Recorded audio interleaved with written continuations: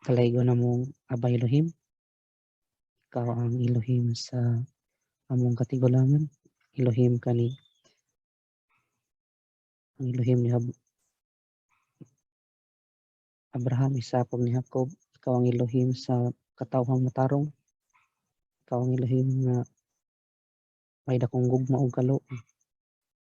Aba Elohim, pasalamat kami diha kanimo karon nga sa imong pinagising ng gugma kami nagkahiusa nga among pagatukion karon na imong mga balaang pulong nga kini magahatag na mong kadasig sa matag sa kanamo nga kami magpadayon sa imong kabubuton. Aba Elohim, giimbitar ka mo ang among balaang presensya. Mauban ni kami sa imong balang espiritu nga among masabtan ang imong mga pulong ug amo kini mapadapat sa mga tagsa sa kinabuhi nga isip sa imong plan kung sa imong plano sa imong katawhan nga kini magahatag na mong guide na kami salikway sa mga butang nga dili makapahimuot kanini. Aba Elohim, kiyang posab na mo mga kaigsunan nga wala nakatambong sa Zoom. Nautaba ilaw sa madunggan ang imong mga pulong aron usab sila pagiyahan. Aba Elohim, ang imong mga pulong karon nga among pagatukion dili kini among kaugalingong kabubuton, ang dili imo kini. Busa naghangyo kami sa imong tabang. Uyang kami Aba kung wala ang imong paghatag og tabang dinhi kana. Pasaylo asab kami Aba sa among mga kalapasan tungod kay kami makasala diha sa hunahuna sa pulong ug sa buhat. Tingkihoy kanunay among kasing-kasing Aba aron kami angayan sa imong gugma nga walay pagluban. Aba Elohim, ayaw gitugot ang imong balang espiritu nga mopalayo sa amo. Kung aduna may kami mga sala nga nabuhat nga dili na mo mabantayan, kanunay kami matagig advice, disiplina aron kami dili may sugamak sa pagpakasala. Aba Elohim, dalaygon ikaw sa walay katapusan. Ang tanang pasalamat dungog ug ang himaya kanimo lamang. Tingtanan namong iyang paba among kinitugyan diha sa imong balaan nga ngalan. Imong gihatag sa imong katawhan. Pinaagi ni sa imong pinalanggang anak among manuluwas ug tagapanalipod kay Messiah Yahweh Shai. Amen.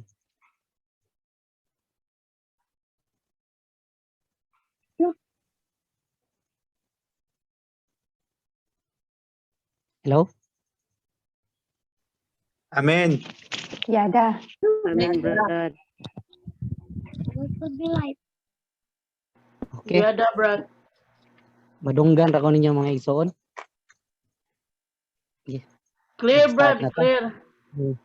Sinsay ko nyo usahay kung magbisaya ko kay wala kay kunaana og Tagalog man.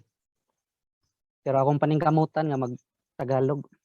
So atong ang topic na to is pamumuhay ayon sa espiritu. Ito po ay mababasa natin sa sulat ni Apostol Pablo nasa Roma chapter 8 verse 1 to 17.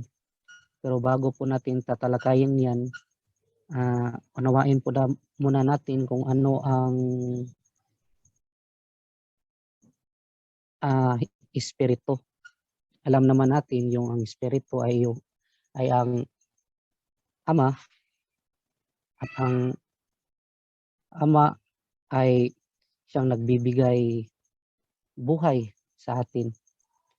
At mababasa po natin ito sa Genesis chapter 2 verse 7 na nagsasabi, "Then the Yahweh formed a man from a dust of the ground and breathed into his nostrils the breath or the spirit of life and a man become a living being.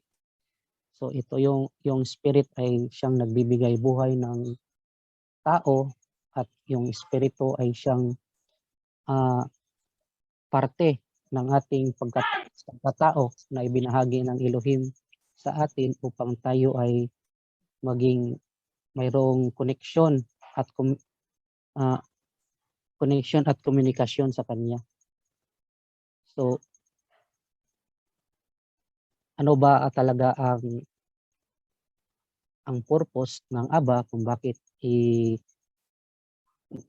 ginawa niya ang tao? Ginawa niya po ang tao kasi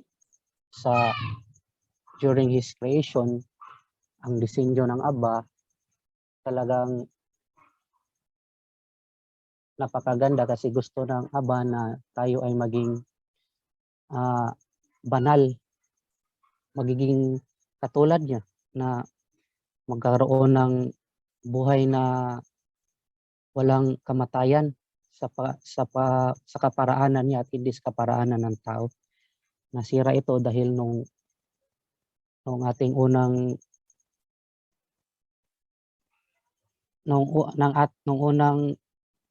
magulang natin na nagkasala, sinuway ang utos ng Aba dahil sa kanilang tawhanong pangunahuna sa ilang kagulingong gusto mo nang naguba ang disenyo sa Elohim, sa Aba. Tas karon iyang gibalik ang iyang gihatag ang iyang anak aron kita sa pamaagi sa iyang anak aron kita mahimong balaan. So matong basahon kung ating babasahin ang 2 Pedro, 2 Peter chapter 3 verse 10 to 11. 2 Peter chapter 3 verse 10 to 11. Ngunit ang araw ng alahayam ay darating tulad ng isang magnanakaw. Sa araw na iyon, ang kalangitan ay biglang mawawala kasabay ng isang malakas na ugong. Matutupok ang araw, buwan at mga bituin. Ang mundo at ang lahat ng mga bagay na naririto ay mawawala. So ito po ay ang propesya sa hinaharap na kung saan na yung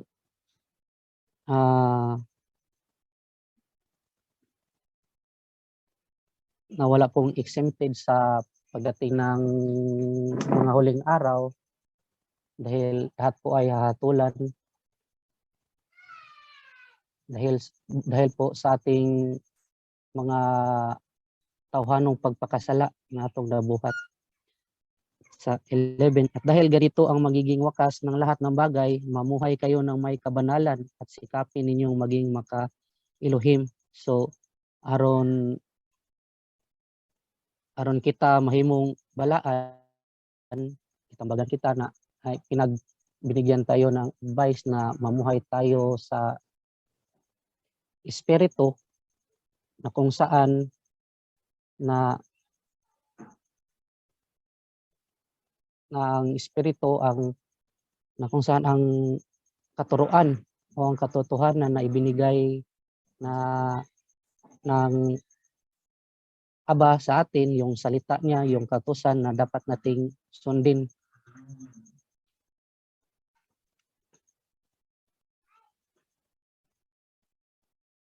Kaya nang sabi nga ni Prophet Ezekiel sa Ezekiel chapter 36, 27, bibigyan ko kayo ng aking espiritu upang makalakad kayo ayon sa aking mga tuntunin at masunod ninyong mabuti ang aking mga utos. So, gaya ng sinabi, kailangan po nating mamuhay sa kaparaanan ng Aba. So, kailangan po tayo magpasakop sa authority ng Aba, hindi po para yung yung tayo ay maging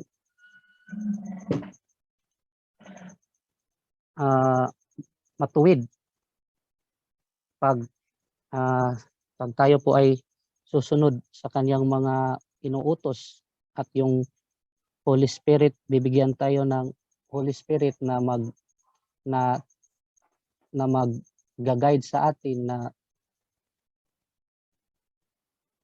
upang gawin ang kanyang mga kalooban. So, babasahin na po natin yung Roma chapter 8 verse 1. Roma chapter 8 verse 1, at sinabi, kaya nga hindi nahahatulang maparusahan ang mga taong nakipag-isa na kay Misaya Yahawasyay.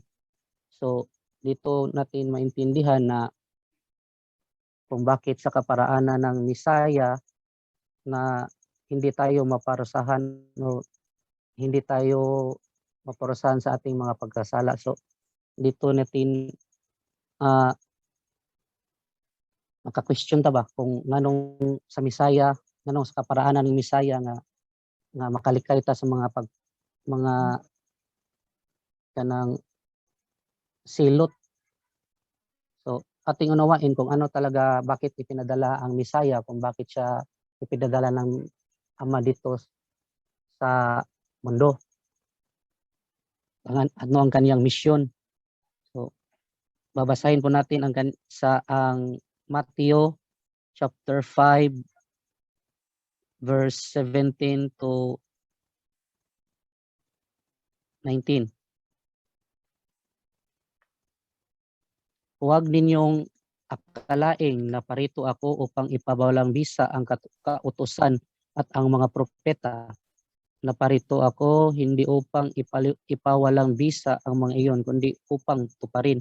So sa dihang naulipon ta sa pagpakasala, ug ang mga Israelita kaniadto naulipon sa pagpakasala tungod kay wala na natuman ang mga kasuguan ug ang mga tudlo sa mga leaders dili na wala na uyon sa Torah nang itinama ng Misaya, at itinama ng Misaya ang mga katuruan, at sa pamamagitan ng kaniyang katuruan ay ito ay nagbibigay daan sa atin na mamuhay sa katotohanan. Tandaan ninyo, maglaho ang langit at ang lupa, ngunit isang tuldok o pudlit man ang kautusan ay di mawalan ng bisa hanggat hindi natutupad ang lahat. Kaya sino mang magpawalang bisa sa kalitliitang bahagi nito at magturo na gayon sa mga tao ay magiging pinakamababa sa kaharian ng langit. Ngunit ang sumusunod sa kautusan at nagtuturo sa mga tao na tuparin iyon ay magiging dakila sa kaharian ng langit. So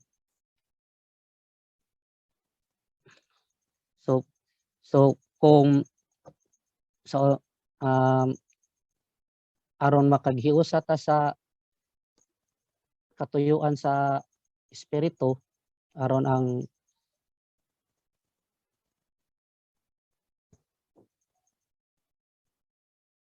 ang narinig na natin yung mga salita, yung itinama na nga ng Misaya ang Torah, ito ang nagbibigay sa atin ng kaligtasan upang gawin tayong matuwid. Sa dihang nagpakamatay ang Misaya nga atong gidawat ang iyang halad ba sa kinabuhi nga mao katoy pagwagtang sa atong sala, o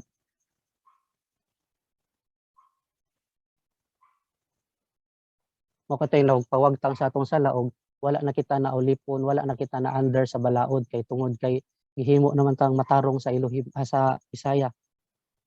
O kung kita gihimo ng kanang matuwid, ginawa na tayong matuwid, hindi na po natin uulitin yung mga ginawa natin dati na sinusuway yung kautusan. Kapag ginawa pa natin ulit yun ay wala na pong at kung sinasadya po natin na gawin ang mga na hindi kinalulugdan ng Aba ay wala na pong handog na gagawin kasi isang beses lang po inaalay ng Misaya ang kanyang buhay upang totally mawala yung kasalanan.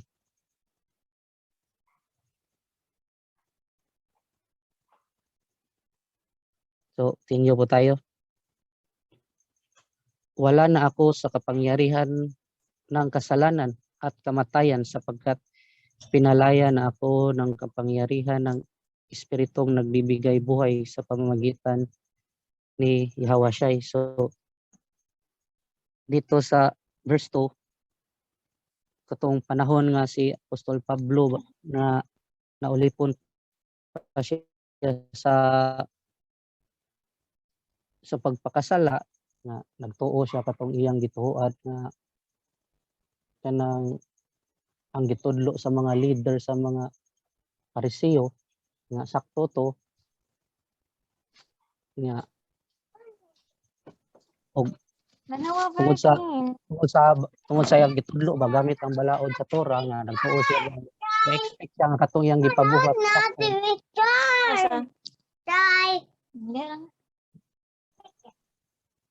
I-mute nahan.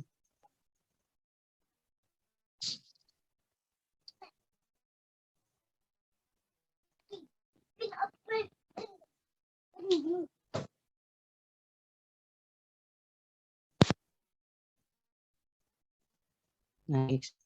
Iyon po natudlo sa mga Pariseo pugi panggukod mga sarili niya nagtuo siya to labi siya ba sa mga tudlo sa mga leader kani adto. So ang nakaplagan niya ang matuoran sidang gitama sa Misaya ug iyang nakatuna ng kasuguan. So mao nang wala na siya naulipon sa pagpakasala kundi ang katong pag correct sa Misaya sa balaod mao katoy naghatag niya bag-ong kinabuhi which is newborn. Ginawa na siyang bagong tawag diyan newborn nga. Sa verse 3 ginawa ng Elohim ang hindi kayang gawin sa kautusan dahil likas na kahinaan ng tao. Isinugo niya ang kanyang sariling anak sa anyo ng taong makasalanan upang pawiin ang kasalanan. Sa gayon, hinatulan na niya ang kasalanang umalipin sa tao. Tungod sa akong nasabtan diri, hindi na kayang gawin ang kautusan dahil sa likas na kahinaan ng tao. So, yung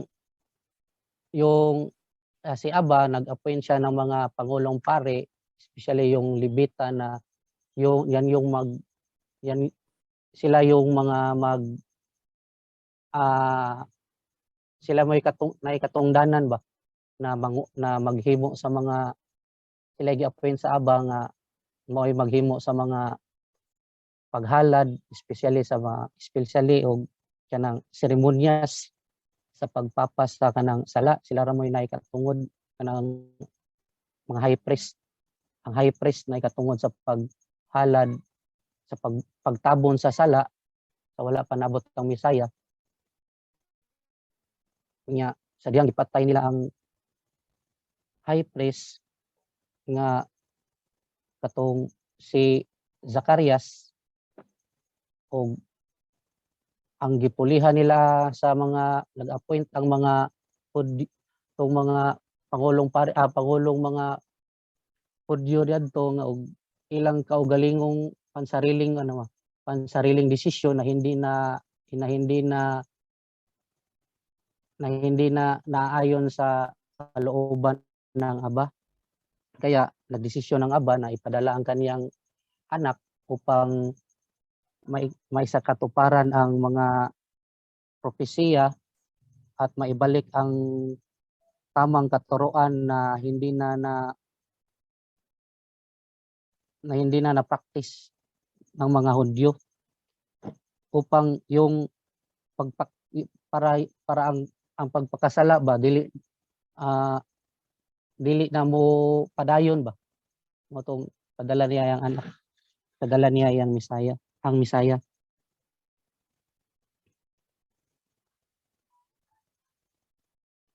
Sa verse 4, ginawa ito ng Elohim upang ang panuntunan ng kautusan ay matupad, na ginawa ito ng Elohim upang ang panuntunan ng kautusan ay matupad na sa atin na mamuhay ayon sa Espiritu at hindi na ayon sa hilig ng laman. So,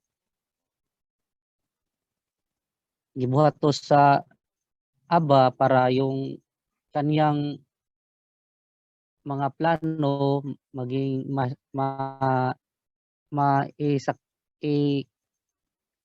maisakatuparan lahat, at sa pamamagitan ng Misaya na bibigay buhay, na itinama niya yung katuruan, at kung tayo ay naniniwala sa nang inalay ni Misaya ang kanyang buhay at ginawa na tayong matuwid, wala na po tayong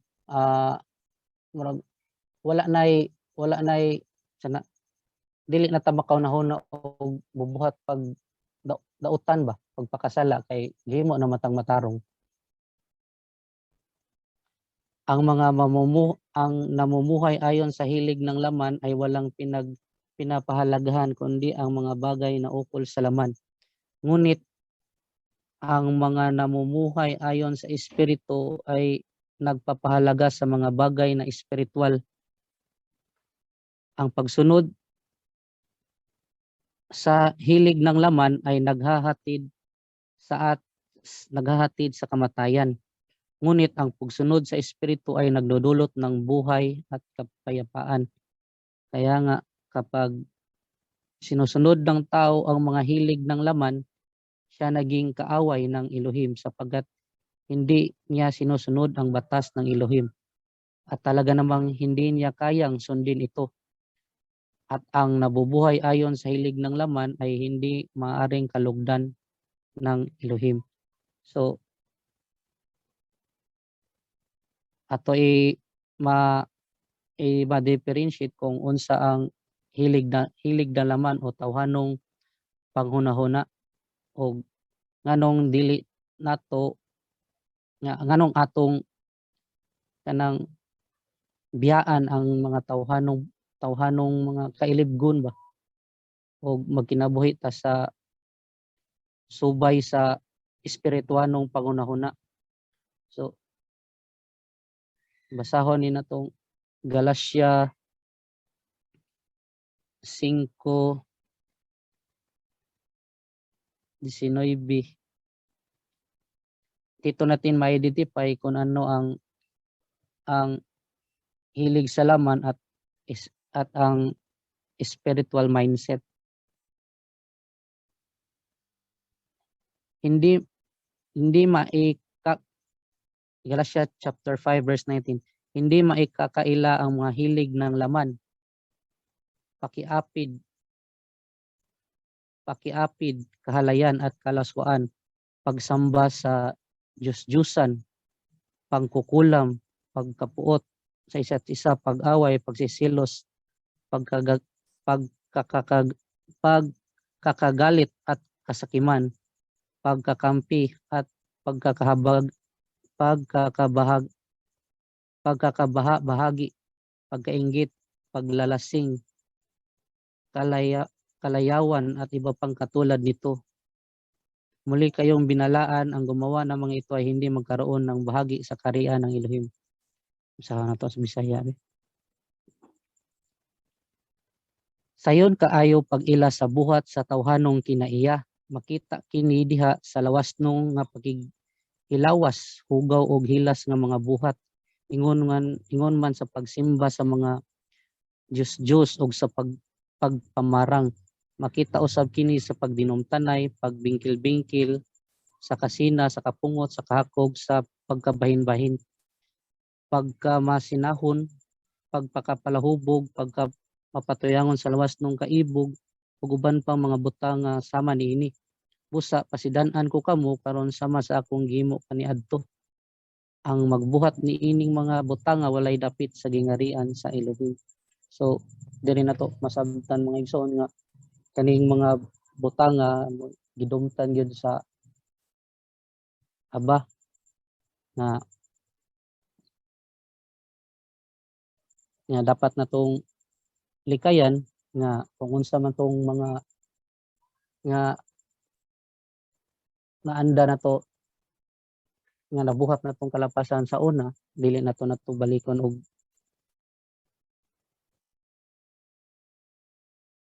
atong nabatasan sa una nga murag natural na lang nato ba nga magpakasala bitaw. Kinahanglan na nato kanang biyaad.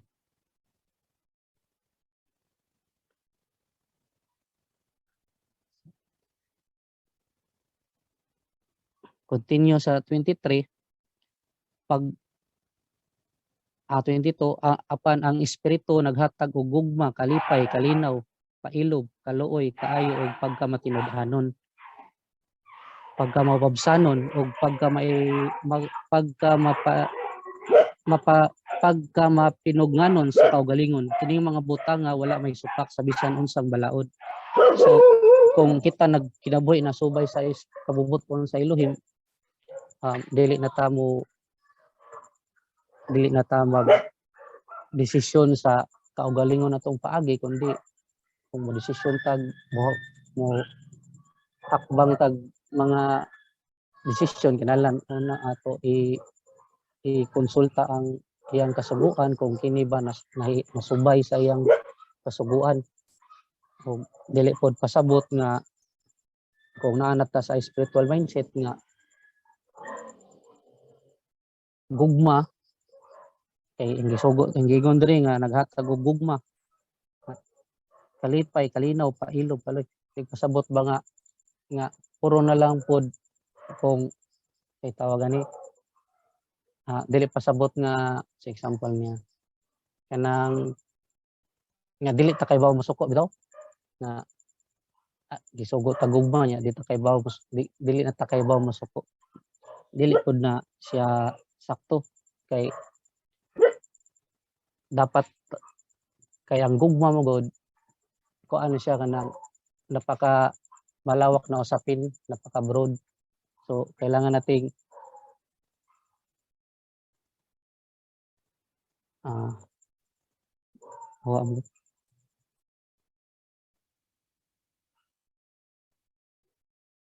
kasi nga yung gugma ay yung love na katangian ng love ng Aba ay yung isa yung ang pagdisiplina. Kapag example yung anak mo ididisiplina mo, imong gibudalan dili pasabot nga wala na kay gugma kundi imong gipakita ang gugma pinaagi sa pagdisiplina. Kaya ang tan-aw mo gud sa ang ilang mo nasabtan mo gud sa kadaghanan nga ang ilang gugma nakita pinaagi lang sa kanang pagkuan na ba kanang sweet holding hands, mabaw ra bitaw kayo nga mabaw ra kayo panabot ba.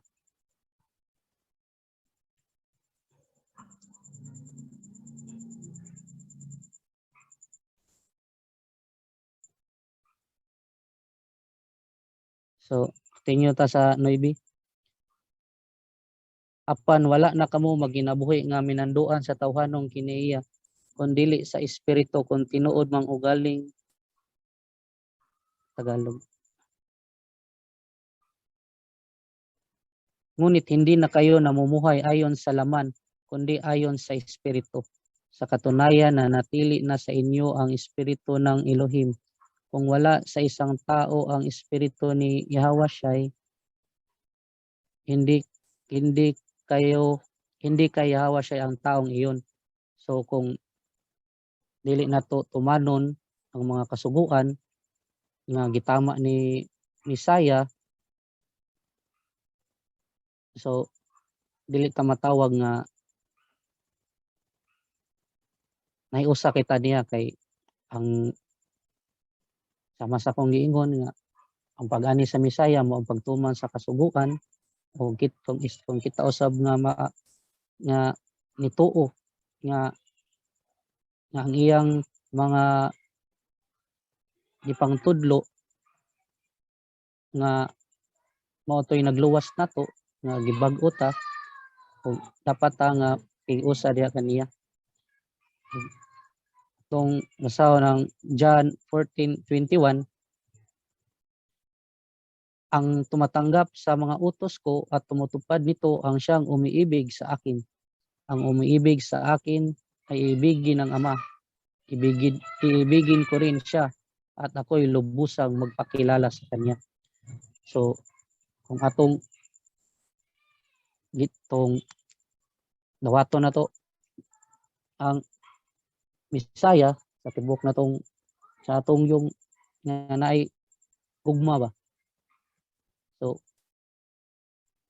usab gidawat usab kita sa amahan tungod kay ang Misaya may iyang gihatagan sa authority sa pagmando nato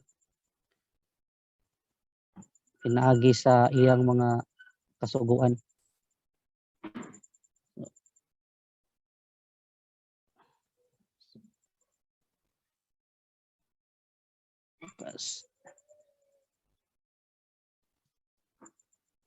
At dito din natin malalaman na na naka-inline tayo sa katuroan ng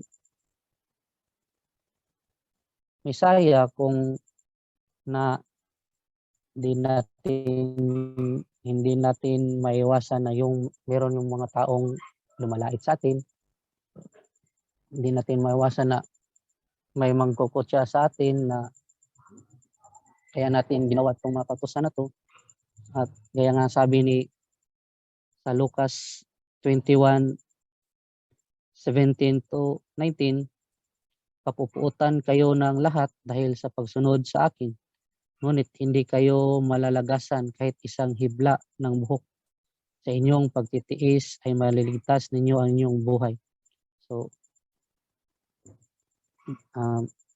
kung musunod ta sa kabubuton sa Elohim, so kung tayo'y gidaghan kay mga panlait sa atin na naririnig sa iba nating dating mga pananampalataya, ibang mga tao, dapat lang tayong magpatuloy kasi dito natin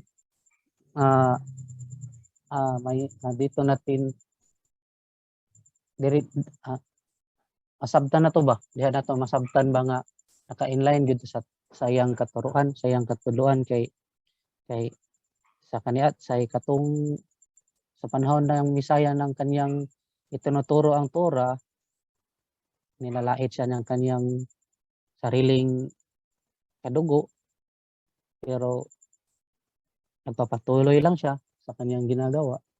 At gayon din sa atin na dapat tayong magpatuloy at dahil kalulugdan po tayo ng Aba sa ating mga pagtitiis sa huling mga araw.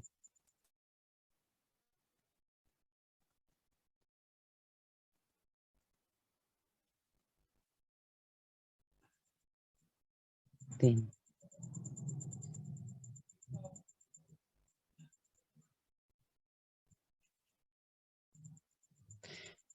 Ngunit sa verse 10, ngunit dahil nanahan sa inyo si Yahawasyai, mamatay man ang inyong mga katawan dahil sa kasalanan, ang espiritu naman ninyo ay buhay sapagkat itinuturing na kayong matuwid ng Elohim. Kung nananahan sa inyo ang espiritu ng Elohim na siyang muling bumuhay kay Yahawasyai, siyang muling bubuhay sa inyong mga katawang mamamatay sa pamagitan din ng kanyang espiritong nanahan sa inyo. So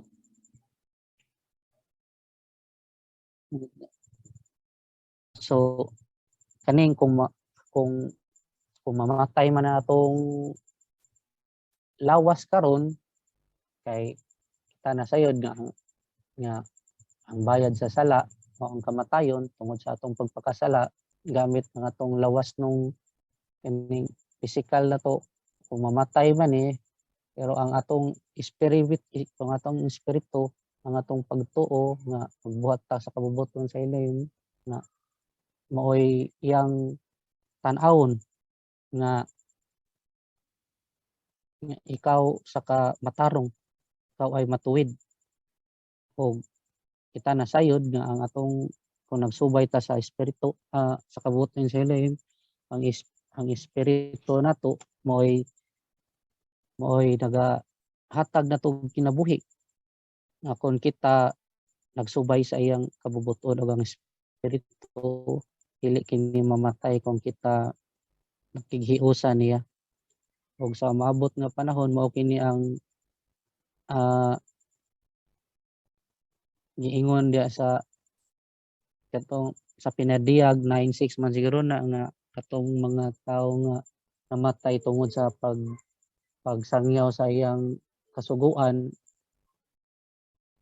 naningil sa kung kano sa nihok man ang tao pero katong nga naningil ang ilang espiritu wala to namatay kundi namatay lang ilang physical pero ang ilang spiritual buhi to napabilid tong buhi nagpaabot sa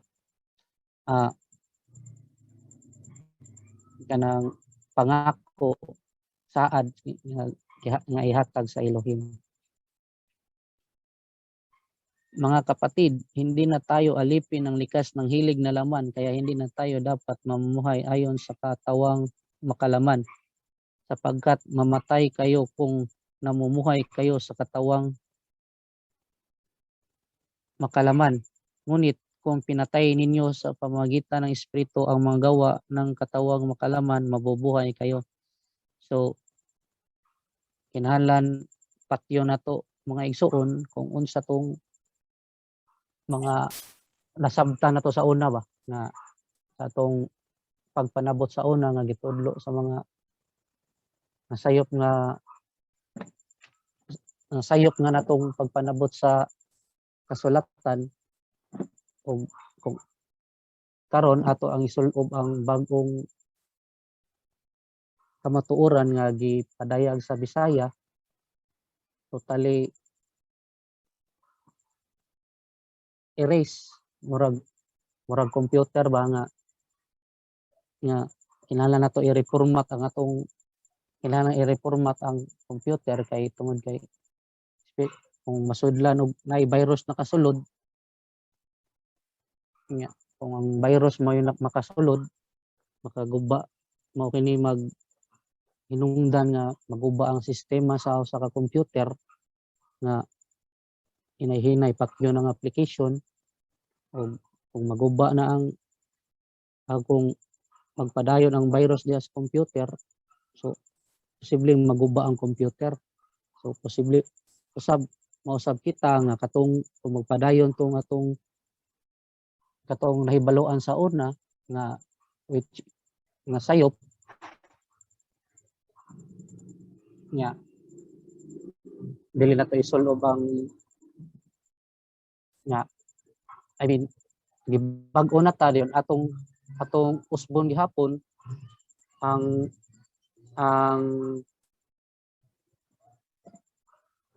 sabot sa diyang gibag-on sa diyang kanang ang atong kaugalingon sa una ba nga nasudlan og mali nga mga pagtulunan kung ato tong hubuon ilisan o gisulob ang bagong pagtulunan nga gitama sa Bisaya nga mao ko toy maghatag which is ang Torah maghatag na to antivirus sa mga virus nga atong nahibaluan sa una. So sa verse 14 ang lahat ng pinapatnubayan ng espiritu ng Elohim ay mga anak ng Elohim sapagkat hindi ibinibigay sa inyo ng Elohim ng Elohim ang espiritu upang kayo'y gawing mga aliping namumuhay sa takot. Sa halip Sa halip ibinigay sa inyo ang Espiritu upang kayo'y gawing mga anak ng Elohim. Kaya nakakatawag tayo sa kanya ng Ama, Ama ko. Sapagkat hindi ibinigay sa inyo ang Espiritu upang kayo gawing alipin.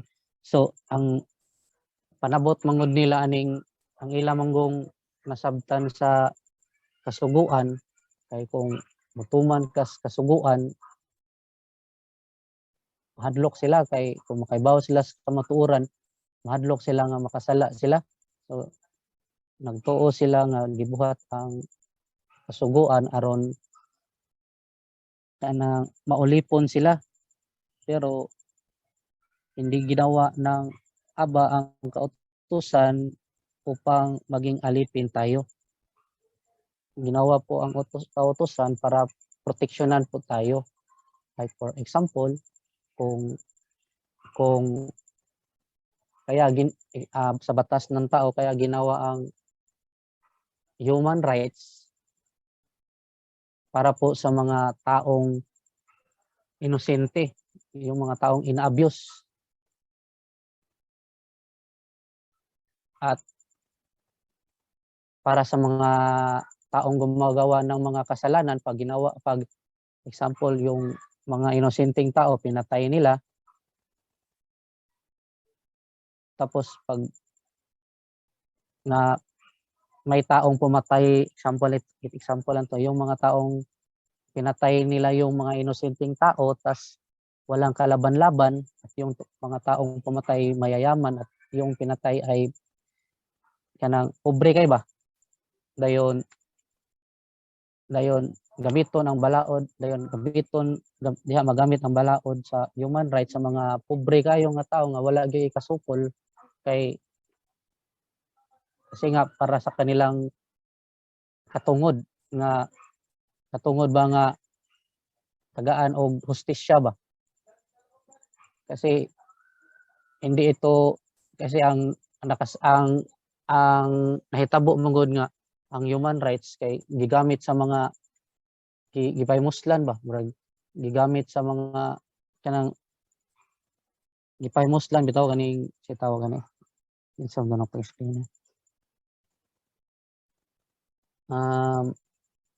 Imbis para untalis mga inosente nga tao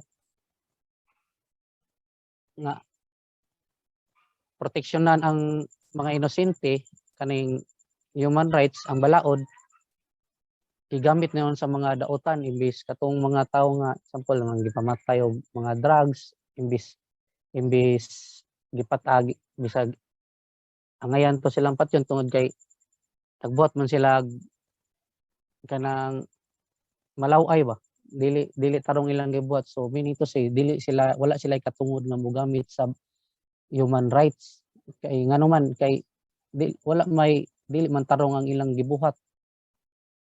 So ang dapat mogamit unta sa human rights kato mga tawo nga gipang ulipon, mga gipang abuse. So pag katong mga tawo nga sad-an sa ilang gibuhat, so hukman sila sa balaod sa konstitusyon nga ang pagpatay krimen, sala ug mo prisuhon. So sa dihang makuan siya, ma-confine nga guilty, mapriso siya, prison ni siya, under na siya sa balaod kay nga naman kay nagpakasala man siya. So kita nga kung atong i-apply diri sa spiritual nga bahin, kay kita nga gihimo nang matarong, wala na ta under sa balaod kay na matarong naman ta, giproteksyonan na ta sa balaod aron giluwas ta sa balaod pinaagi sa grasya sa kamatuoran aron magplikay sa pagpakasala. So katong mga tawo nga nagbuhat og kana dili uyon sa kabubuton sa Elohim, mao toy ma-under sa balaod kay nagbuhat man sila og dili gusto sa nagdumala sa balaod. So kita gihimo na tong bago, dili ta ma-under sa balaod, kundi nahiusa na kita sa balaod. Mao na ang buot sabot din hindi na tayo alipin sa hindi ibig sabihin na nawala yung kautusan, Hindi ibig sabihin na wala yung Torah. Ang ibig ipangintindi dito, hindi na tayo under sa batas kasi nga ginawa na tayong matuwid. So 16 and 17. Ang espiritu ang nagpapatuo kasama ng ating espiritu na tayo'y mga anak ng Elohim. At yamang mga anak, tayo'y mga tagapagmana ng Elohim. At kasamang tagapagmana ni Yahweh Shai. Sapagkat kung tayo'y kasama niya sa pagtitiis, tayo'y makakasama niya sa kanyang kaluwalhatian. So kung kita makigiusa sa kabubuton sa Elohim, so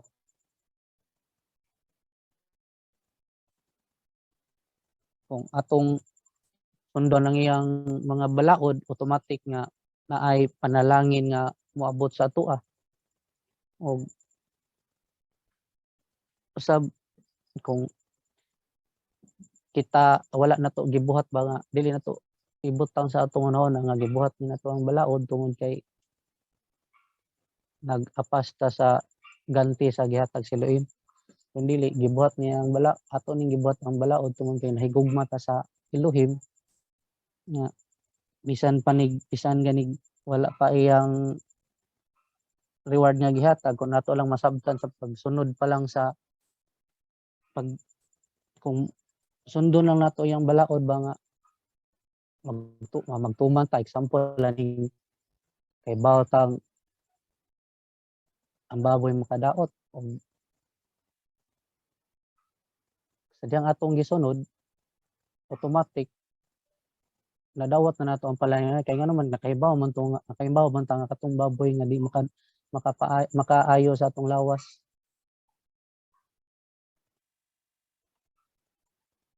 Yeah. So magnawalan. Hello?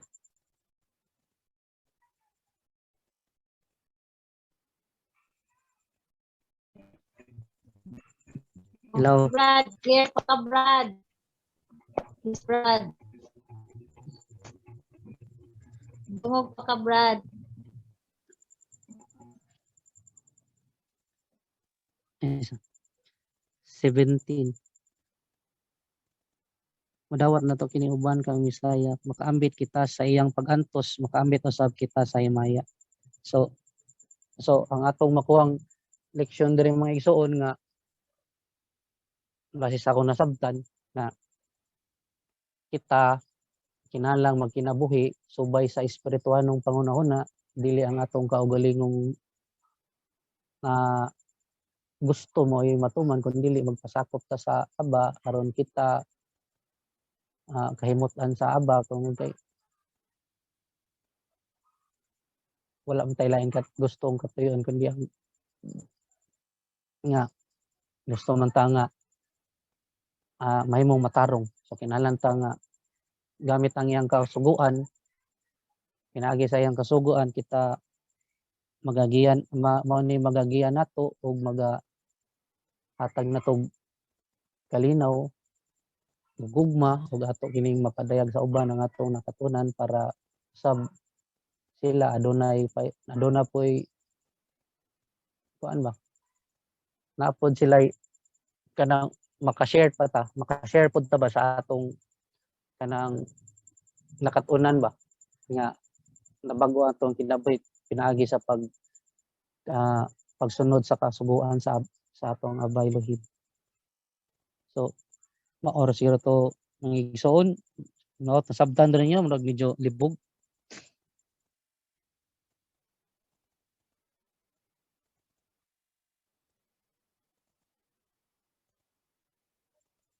Hello?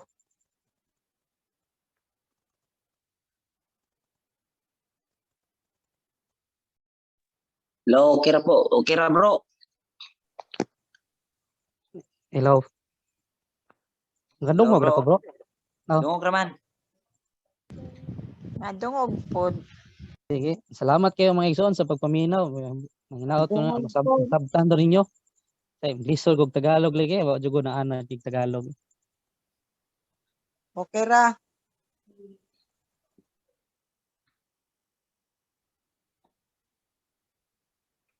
o sa mga magdugang.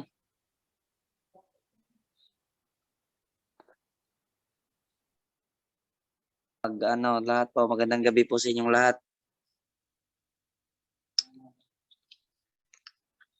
At ang topic ay napaka po na maging guide po sa ating pagiging mananampalataya. Dahil ang naging usapin sa topic ay ko lang yung pinakapunto na tayo po ay ginawa ng matuwid at hindi na tayo under sa law. Dahil sabi nga ni Bro Alban, katulad ng nakulong, yung mga nakulong sa nagawa nilang kasalanan sa mundong ito, sa example na lang, yun ang mga under sa law. Pero tayo po ay ginawa po ng Bisaya na hindi po tayo under sa law dahil ginawa po tayong matuwid at tayo po ay uli po na sa pagkamatarong.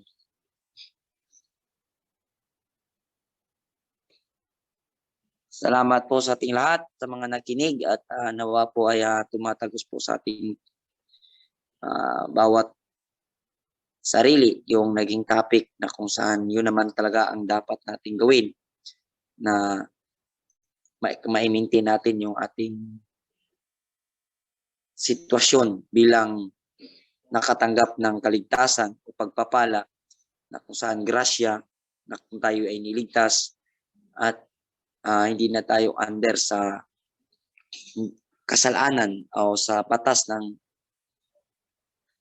pagkakasala dahil po tayo ay ginawang matuwid.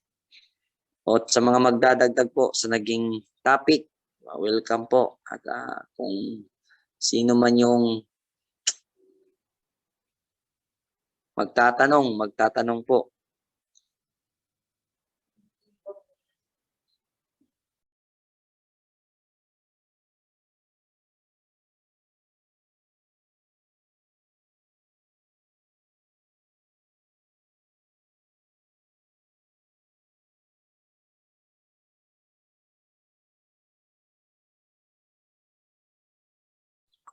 Kung wala na pong magtatanong, mag-closing prayer na po tayo tapos magkwento-kwentuhan. At kung may mga magdadagdag ng usapin, okay po. Hello. Closing prayer, bro. Hello po. Sige bro. Sige bro. Tahimik nyo. Okay, Maulaw man na bro. Wow. Sige bro. Okay. Nindutan, magbalik. Balay. Hinaot mo na itong balay. Kung saan nakanindot ang balay nga ito nakita, physical. Itong paningkamutan nga napag kanindot ang balay sa Ilohim diri sa itong kasing-kasing na makapuyo which ang komportable ba. Mas labaw pa na, bro. Ang balay nga atong gihimo diri sa itong kasing-kasing barong kapuyan sa Ilohim, hinaot nga atong mapaningkamutan nga labaw pa ni ana aron komportable ang balang espiritu nga mapuyo sa ato dili mo pahawa. Ay, sugod nagbalak. Info sa info na, bro. Magampo sa tamang igsoon. Mahan nga balaan dalayon ka sa walay katapusan. Taknaa kami mapasalamaton kayo sa nahimong topic nga pagkinabuhi diha sa espirituhanon. Salamat nga kami gitultulan nimo sa mga matarong na umaagi. Diin ang among kinabuhi, imong gihimong matarong sa diyang kami nagatuo kanimo o kami mas pasalamaton kayo. Lubos po ang aming pagpapasalamat abang.